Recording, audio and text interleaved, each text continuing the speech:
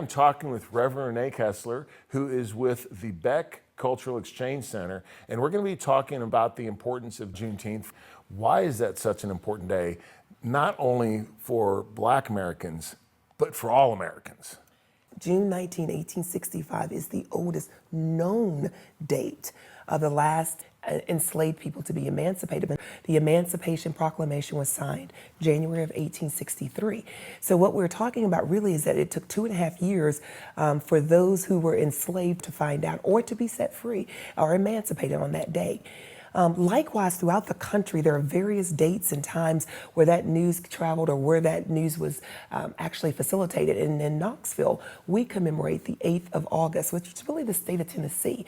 1863, about 6 months after the Emancipation Proclamation, that then military governor Andrew Johnson is going to emancipate his own enslaved in that moment in Greenville, Tennessee. So that was a huge turning point, I think, in our state's history. And so we commemorate that specific date.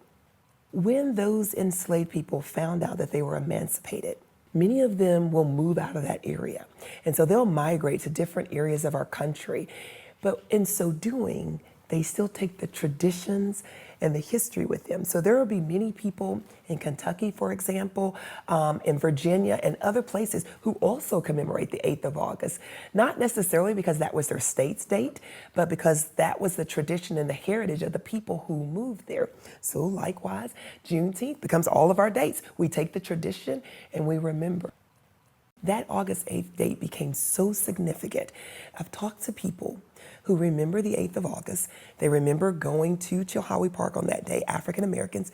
It was like Christmas, if you will, in many instances, some have said.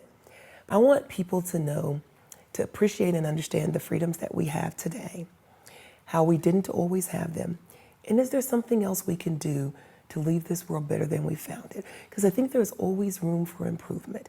And I love the way James Baldwin says it. He says it like this. He says, if you're not afraid to look back, then nothing you're facing can frighten you.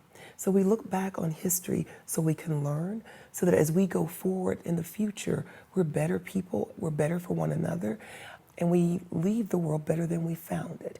So I think Juneteenth is an opportunity for us to treat each other better. Yeah.